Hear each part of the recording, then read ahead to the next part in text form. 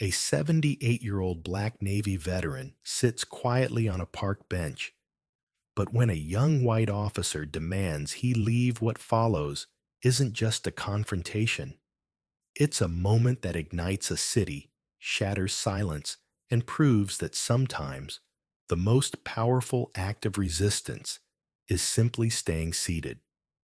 Watch until the end, because what starts with suspicion ends with a statue. Dear viewer, what you are about to witness is not just a story, it is a powerful testament to the quiet power and pursuit of justice in places most people ignore. If this is your first time here, I warmly invite you to share where you are watching in the comments below. And if stories like this move you, challenge you, or make you think, consider subscribing and clicking the bell icon. We share voices that deserve to be heard every day. Thank you for being here. Now let's get into the story. The morning sun filtered through the towering oaks of Bellevue Green, casting long fingers of light across the dew-covered grass. Spanish moss draped lazily from the trees, and the air carried that rare stillness, the kind that made it feel like the world hadn't quite woken up yet. In Savannah, Georgia, a city where history whispered from every cobblestone, this particular stretch of the park was considered sacred to the locals, not because of plaques or monuments, but because of a man who sat there. Same time, same bench, every single day. Joseph Langston lowered himself onto the bench with the deliberate grace of someone who had earned every ache. 78 years of living had left his knees stiff and his back bowed, but his presence remained unshakable. In one hand, he held a thermos of tea. In the other, a weathered leather satchel, the kind that had traveled through decades and too many battles to name. He wasn't there for spectacle. Joseph came to that bench the way some men went to church, to remember, to breathe, to exist without being questioned. But this morning would not grant him that peace. Across the park's curved walkway, a police cruiser rolled to a halt, quiet as a whisper, but heavy with intent. A young officer stepped out, lean, sharp-featured eyes darting with that barely restrained energy of someone who believed the badge on his chest made him untouchable. Officer Craig Delaney was fresh out of a mid-sized precinct in Tennessee, transferred after a few misunderstandings. Here in Savannah, he was looking to assert himself, to make an impression. And today, unfortunately, that impression would land on Joseph Langston. Delaney's gaze locked on Joseph like a hawk spotting an unfamiliar shadow. A black man alone, seated in a public park. At this hour, he didn't recognize him, not that he'd tried to. In a city stitched together by story, Delaney had never learned the names that mattered. His hand hovered over his belt as he walked the long arc of his stride, cutting across the lawn toward Joseph, whose eyes remained fixed on the ducks drifting across the park's pond. Morning, Delaney said, his voice low tight. Joseph didn't look up. Morning, officer. You here often? Joseph's mouth curved barely. Every day for the past 21 years. Delaney paused, squinting. Got some ID on you? Joseph finally turned. His eyes were tired, but piercing, a quiet defiance carved into the creases of his face. Georgia law doesn't require me to carry identification unless I'm suspected of a crime. Am I? The officer's jaw clenched. I didn't say that. Then I suggest you let me finish my tea. There was no escalation in Joseph's tone, only clarity. But it was the kind of clarity that rattled men who mistook confidence for insubordination. Delaney's fingers twitched. He stepped closer. There've been complaints he lied. Loitering. Suspicious behavior. Joseph leaned back slightly, reading a book, sipping tea, being old and black. That your criteria now? That hit harder than Delaney expected. A flicker passed over his face. Somewhere in the shadows of his mind, he knew this wasn't about law. It was about control. And Joseph wasn't giving him any. That made him dangerous. That made him a target. Behind them, unnoticed, a teenage girl had stopped walking. She held a paper bag from a nearby bakery and a phone already raised. Marley Diaz, 16. Curious by nature, had watched Delaney exit the cruiser and sensed something wrong. Her father always told her, "When your gut tightens, trust it." She hit record. Delaney didn't see her. His focus was on the bag at Joseph's feet. "What's in the bag?" he asked. "My life," Joseph answered. "Mind if I take a look?" "I do." The air between them grew denser, like a thunderstorm was coiling just behind the clouds. Joseph didn't move, didn't flinch. He didn't raise his voice. He didn't need to. His stillness was louder than any protest. "Sir, I'm going to ask you to leave the park," Delaney said. Joseph chuckled bitterly. "This bench has more of a right to be here than you do, officer. Now, unless you're placing me under arrest, I suggest you step back." It was the kind of line that demanded a reaction, and Delaney, young and power-drunk, obliged. He reached down, suddenly gripping the leather strap of Joseph's bag. It was a gesture born not of procedure, but of ego, small, fast, and unnecessary. But to Marley's camera lens, it was unmistakable. An armed officer grabbing a seated elderly black man for no clear reason. In Savannah, in 2025, Joseph's hand clamped down on the bag. The two locked eyes. Something ancient passed between them. Not just anger, but history. This wasn't their first meeting. It was every meeting that had come before. Every stop, every command, every false charge, every insult wrapped in a smile. "Let go," Joseph said, his voice low and seismic. "Are you refusing to comply?" Delaney barked louder now, broadcasting. "I'm refusing to surrender." A pause. A breath. Then Officer A woman's voice cut across the air. Delaney turned. Marley's mother, Tasha Diaz, was marching toward them, phone in hand, her voice steady but fierce.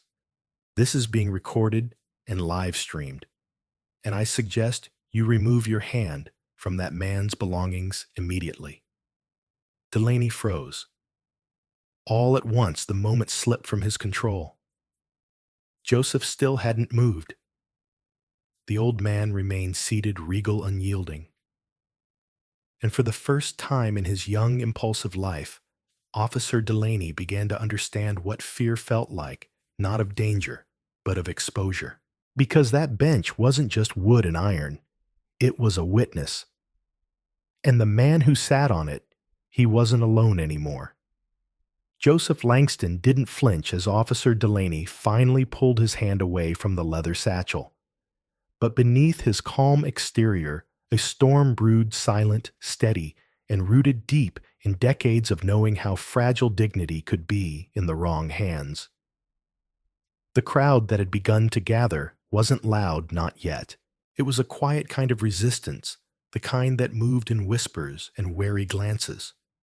But Joseph felt it. He had lived long enough to know that moments like this, raw, unscripted, could spark change or crush hope, depending on how the story was told. Later that day, Joseph sat in his modest living room, just 3 blocks from the park. The blinds were open, letting in the golden Savannah light that filtered through the lace curtains his late wife had sewn years ago. On the coffee table, the satchel sat untouched, its zipper still closed. His granddaughter Camilla paced the room, her fingers wrapped tightly around her phone. "They're calling it a potential misunderstanding," she said, her voice sharp with frustration. "Local news didn't even mention the video until the 3rd segment. Grandpa, they're watering it down already." Joseph leaned back into his armchair, the cushion sinking beneath his frame. They always do, at first, he said. But the truth has a funny way of rising, even when folks try to bury it. Camilla stopped pacing. You shouldn't have to go through this again. Not after everything. Not after all the times he raised his hand gently and she went quiet. You think this is new? He asked, not with sarcasm, but with a heavy kind of sadness. Camilla, I've been black in America for 78 years. This isn't a beginning. It's a continuation. He turned toward the window, watching a boy ride his bike down the sidewalk, unaware of the weight history placed on his skin. 1961. Joseph began. I was 21 in my navy blues, walking down River Street, just looking for a sandwich. A white officer stopped me, asked what business I had there. I told him I'd just come off a destroyer. You know what he said? Joseph looked at Camilla. He said, "You don't look like no hero to me." Then he told me to keep walking. Camilla sat beside him, her eyes already glistening. She'd heard stories before, but never quite like this. 1973. Joseph continued. Bought this house you're sitting in. The bank didn't want to approve the mortgage, said I was a risk. Took a white coworker from the shipyard to co-sign, though I had a better credit score than he did. Then came the eggs on the porch, the slashed tires. Every week for 3 months. His voice didn't rise. It didn't need to. Every word hit like a slow drum beat echoing off the walls. I kept showing up, he said, every day. To work, to the store, to this park bench. Because presence is power, baby. They don't expect us to stay. They expect us to move when told. But I learned a long time ago that standing still, that shakes them more than shouting. Camilla reached over and took his hand. And today, Joseph looked down at their joined fingers. Today just reminded me that not much has changed. The names are different. The uniforms shinier. But the suspicion, the quiet accusation in their eyes, that's the same.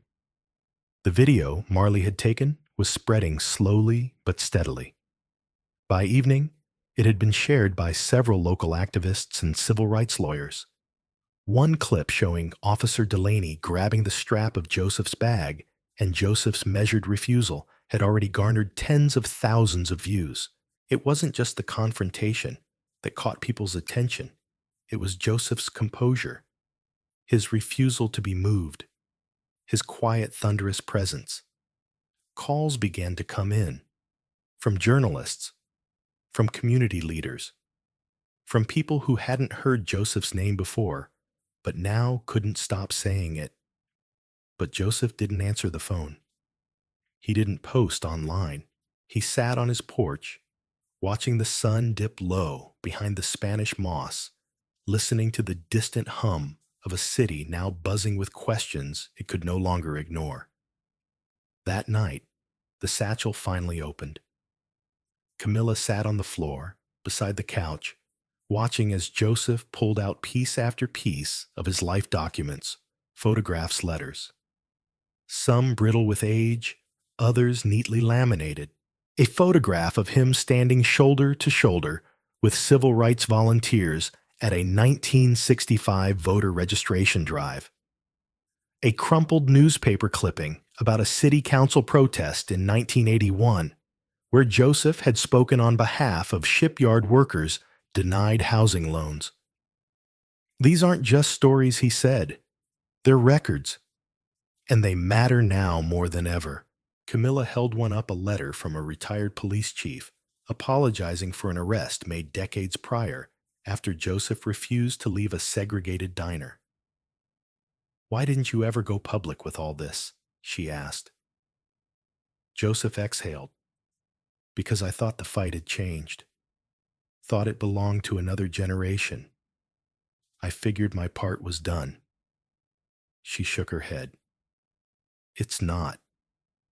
You're showing them that resistance isn't always loud, that sometimes it's just sitting on a bench and not budging. Joseph smiled faintly. That bench?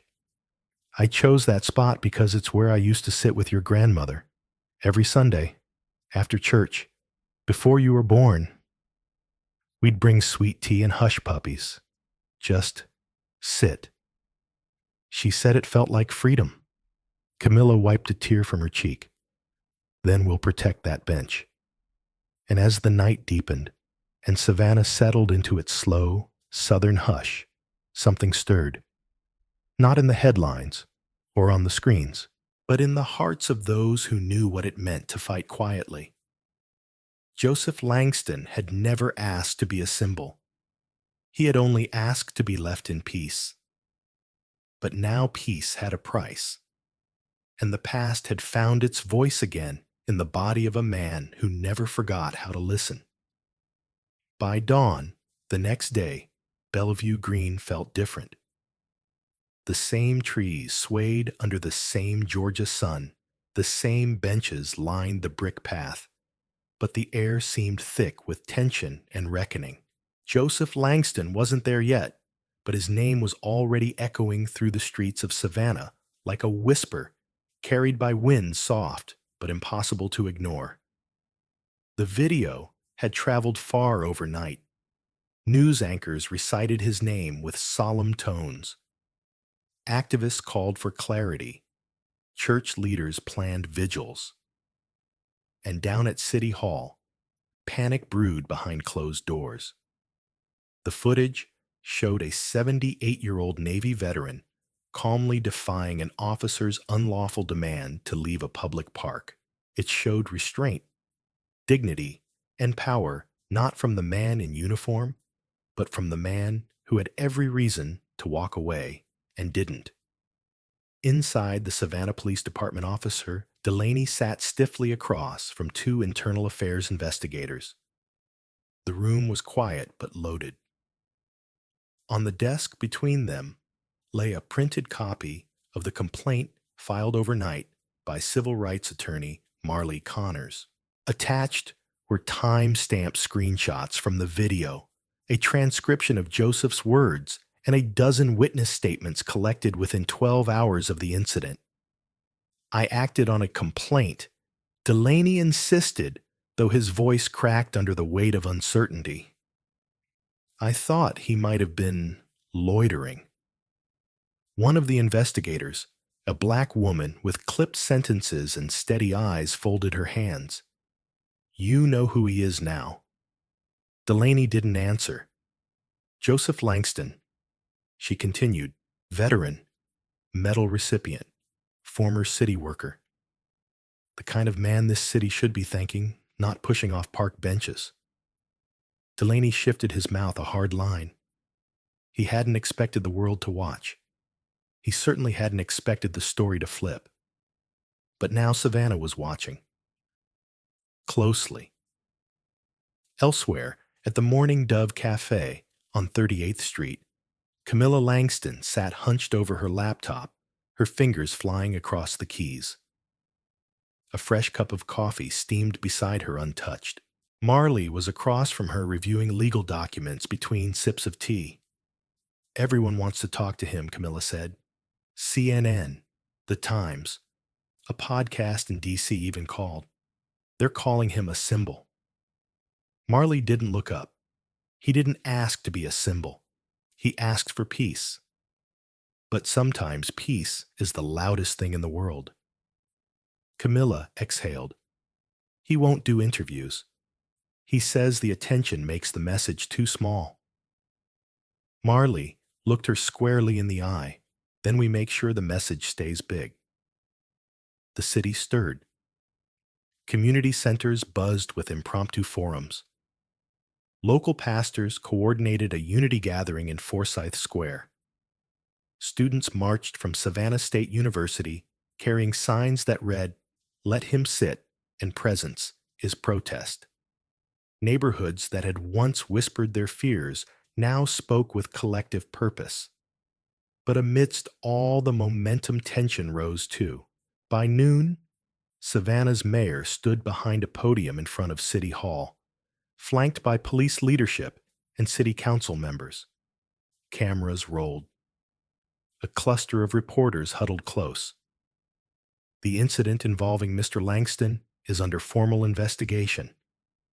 The mayor began her voice, tight but practiced. We are committed to transparency and accountability. Savannah is a city built on legacy and community. We do not tolerate discrimination in any form. She paused, but no one clapped. Words like these had been said before. This time, people wanted more than a promise. As the press conference aired, Joseph Langston stood once again at Bellevue Green. He had come early, before the morning crowd arrived, before cameras could find him. He sat on the same bench as before, sweet tea in hand, his cane resting beside him. Around him, the park buzzed softly, a man walking his dog, a jogger with earbuds, a child tossing breadcrumbs to birds. Life was happening as it always did, but eyes kept darting toward him. A woman with salt and pepper hair approached quietly and sat on the edge of the bench. "Mr. Langston," she said, "my name's Helena Rios. My brother was arrested in this same park 10 years ago. Sat on a bench too long after closing. He didn't fight, just went quiet after that. Never really came back." Joseph nodded slowly. "I'm sorry." Helena looked out at the fountain. "I just wanted to say thank you for staying." They sat in silence for a long time, the kind that doesn't need to be filled. Later that afternoon, Randall Hughes, a longtime community organizer, joined Joseph on the bench. Tall, sharply dressed with a folder tucked under his arm, Randall had the urgency of someone who knew windows like this didn't stay open for long. "They want to sweep this up," Randall said. "Run an internal probe, suspend." Delaney call it a one-time mistake. Joseph didn't flinch, and it's not. Randall opened the folder, revealing reports. 5 complaints, 3 in the last year, all against Delaney, all involving elderly black residents, all quietly dismissed. Joseph closed his eyes briefly. "Of course." Randall leaned in. "This isn't just about you anymore. It's about a pattern. And right now, people are listening." "Are they?" Joseph asked. "Or are they waiting for the next noise to drown this one out?" Randall's voice lowered. "That's why we speak louder now. Not with volume, with clarity. With truth. With something they can't turn away from." Joseph thought of his satchel at home, of the letters and photographs tucked inside, of the pain and persistence they carried. And he thought of that boy who had stared wide-eyed from the stroller the day before, asking why. That night, Camilla posted a photo. Joseph on the bench. No caption, no hashtags, just presence.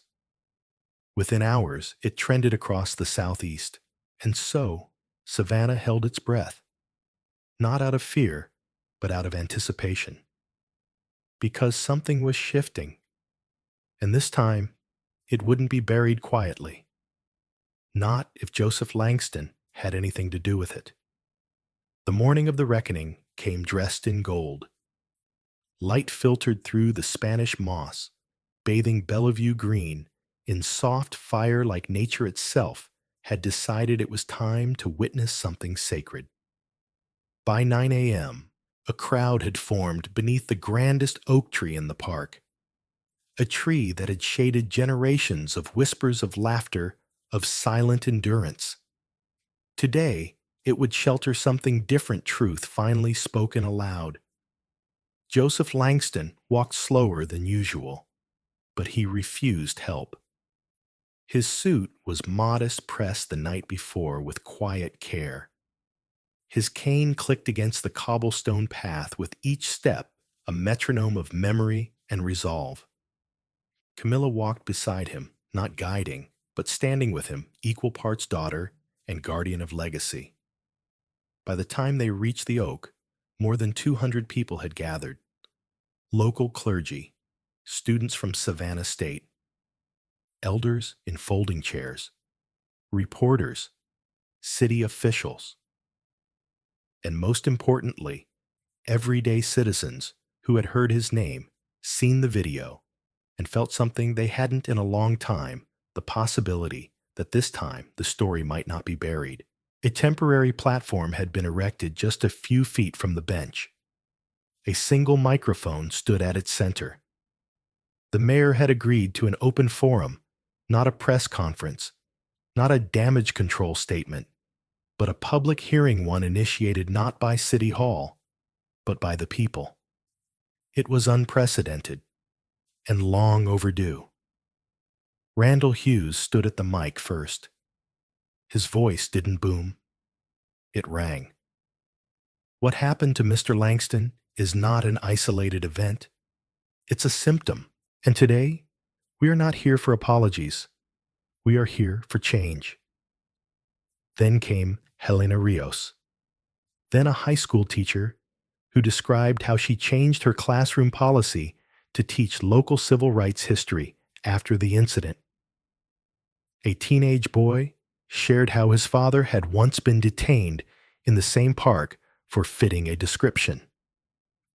One after another, the voices piled like bricks, building something undeniable. When Joseph finally approached the podium, a hush fell so thick it felt like prayer. His hand trembled slightly as he gripped the mic, but his voice, that voice was iron. I sat on a bench to read the news and drink sweet tea, he began. That's all I did. But to some, that was too much power for a man who looked like me to hold in public. A pause, a breath. The officer didn't ask me what I needed. He didn't ask if I was okay. He assumed. He acted. He grabbed. And the moment he did, he told every black man over 60 in this city that peace is still a privilege, not a right. He let that land. No dramatics. Just plain truth. But I didn't come here to rehash that moment. I came here because I want my granddaughter to grow up in a Savannah where her name doesn't need to trend before she's believed. I came here because silence is the cousin of complicity, and I have been quiet for too long. There were tears, not sobs, just the kind of quiet tears that fall when a dam of dignity finally cracks. Camilla looked on, not as a daughter, but as a student of her father's resolve. When he stepped back, the mayor took the stage next. Her face was pale, her voice strained, but she didn't retreat. Mr. Langston, she said, you should not have had to endure that. No citizen should. On behalf of this city, we are sorry. And today, we commit to action. She listed them off: a community review board, mandatory bias training, full public release of Officer Delaney's complaint history, and a permanent civilian liaison position offered in that moment to Joseph Langston. The crowd didn't cheer. They stood, not out of obedience, but out of deep reverence. But the reckoning didn't end with policies. It moved through the crowd like wind. Vanessa Yoon, a local historian, stood and held up a photo of her father, who had been arrested in Bellevue Green in 1971 for sitting on the wrong side of the fountain. An elderly couple offered copies of a petition, a call to rename the central path of the Park Langston Way. Even children joined in. A small group of middle schoolers performed a spoken word piece about legacy, about roots, about how a man sitting could shake the ground more than a man shouting. And beneath that ancient oak tree, Joseph Langston listened to the sound of a city remembering itself. Near the edge of the park, Officer Delaney watched. He had not been invited. He wore no uniform. He stood in plain clothes, arms crossed, mouth shut. For once, he was not the one asking questions or giving orders. He watched the ripple he had caused swell into a tide he could no longer control. He didn't speak. He couldn't. But his presence was a punctuation, not of power, but of accountability. And maybe that's what made the moment matter more. Because this wasn't about humiliation. It was about visibility. The reckoning under the oak tree was not a punishment. It was a reckoning of narrative, of who gets to be heard, of what silence costs, of how dignity, once challenged, doesn't retreat, it rises. When the forum ended, Joseph didn't walk to his car right away. He returned to the bench, sat down, just like he had before. No fanfare, no statement, just presence. And this time, no one asked him to leave. This time, the city stayed with him. Under the warm, golden light of a Georgia morning, the bench at Bellevue Green no longer sat in quiet anonymity. What had once been an ordinary wooden seat under the branches of an old oak had become something more, a symbol, a scar, a shrine. Today, it was surrounded by rows of folding chairs, a modest podium, and a gathering crowd of faces marked by reverence. From teenagers holding hand-drawn signs to elders dressed in Sunday best, everyone was there for one reason: to honor the man who refused to move. Walter Jennings arrived quietly, as he always did. Dressed in a crisp, dark suit and his navy cap, he walked slower now, each step marked by time and burden. In his hand, the same worn satchel he'd carried for years. Inside, it memories, letters, court documents, photographs, and the stories no textbook dared to tell. But today it wasn't the past he carried. It was a future reshaped by what he'd endured and what he'd never allowed to break him. At the podium stood Maya Brooks, the young attorney whose voice had pierced through that critical morning. Her words rang out over the lawn, clear and unsparing. She spoke not just of legal rights, but of human dignity, of the sacredness of presence, and the violence of trying to erase it. Walter Jennings sat where he had every right to sit, she said. And when he was told he didn't belong, he answered with silence, with steadiness, with legacy. That moment didn't pass. It changed everything. Behind her, city officials stood silent, some solemn, some still uneasy. The police chief, newly appointed after the previous one, resigned amid pressure, held his hat respectfully against his chest. Mayor Elaine Ruiz, once criticized for hesitating to respond, had since championed reforms sparked by that one encounter. A civilian oversight board was now law. A community restoration fund had been established in Jennings's name. Bias training wasn't a check-the-box policy. It was lived, measured, enforced. But it was what sat beneath the oak tree that told the real story. There, now permanently anchored in the ground, was a bronze statue, life-size, finely sculpted. It showed Walter Jennings just as he had been that morning, seated, newspaper in hand, eyes, steady cane, resting against the bench. He wasn't looking at the crowd. He was looking ahead toward the fountain, toward the future. At the base, engraved in bold letters, were the words, "Here sat a man who would not be moved." May we all learn to stay when it matters. Walter approached the statue slowly. When he stopped in front of it, there was no ceremony left, just stillness. He placed his hand on the bench beside the bronze version of himself and whispered, "Not for me. For the ones who come next." Maya joined him moments later.